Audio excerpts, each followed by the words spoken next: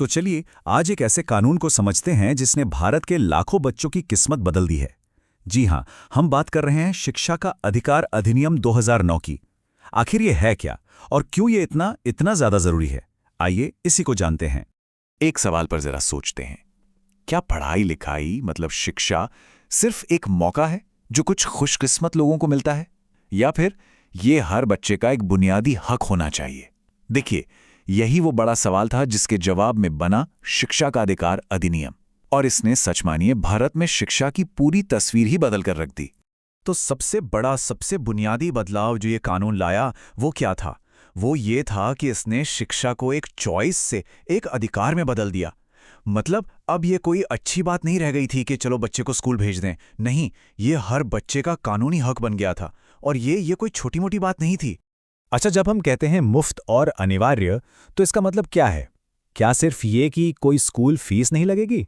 नहीं, इसका मतलब इससे कहीं ज्यादा है।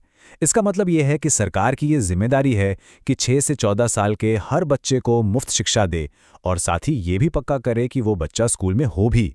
ये एक तरह की डबल गारंटी है। तो ठीक है, ये तो हो गई बड़ी बड़ी बातें। पर असल में जमीन पर यह कानून बच्चों से क्या वादे करता है?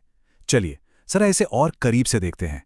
और एक बात ध्यान में रखनी होगी, ये सिर्फ कागजी वादे नहीं हैं, ये लीगली एनफोर्सेबल गारंटीज हैं। जरा सोचिए, हर बच्चे को अपने घर के पास के स्कूल में एडमिशन का पक्का हक है। स्कूलों को भी ये सुनिश्चित करना होगा कि उनके पास अच्छे टीचर्स हों, साफ सुथरे क्लासरूम्स हों, लाइब्रेरी हो, और शायद सबसे जरूरी बात, ये कानून पक्का करता है कि किसी भी बच्चे के साथ कोई भेदभाव ना हो और जो बच्चे किसी वजह से पीछे रह गए हैं उन्हें आगे बढ़ने में पूरी मदद मिले। अब आते हैं इस कानून के एक बहुत ही पावरफुल हिस्से पर, 25%। ये नंबर क्या है? इसका मतलब है कि हर प्राइवेट स्कूल को अपनी 25% सीटें यानी 1/4 सीटें उन बच्चों के लिए रिजर्व रखनी होंगी जो आर्थिक रूप से कमजोर वर्ग से आते हैं। ये सिर्फ पढ़ाई लिखाई की बात नहीं है, ये सामाजिक न्याय की तरफ एक बहुत बड़ा कदम है। लेकिन देखिए, अधिकार तो कागज पर बहुत अच्छे लगते हैं, है ना? पर उन्हें हकीकत में बदलने के लिए ये जरूरी है कि हर कोई अपनी अपनी भूमिका निभाए।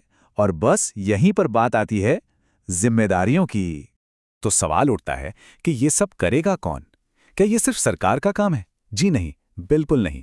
ये कानून साफ साफ कहता है कि ये एक टीम वर्क है, सबकी मिलीजुली जिम्मेदारी है। तो चलिए इसे थोड़ा और समझते हैं। देखिए, माता पिता की जिम्मेदारी है कि अपने बच्चों को स्कूल भेजें।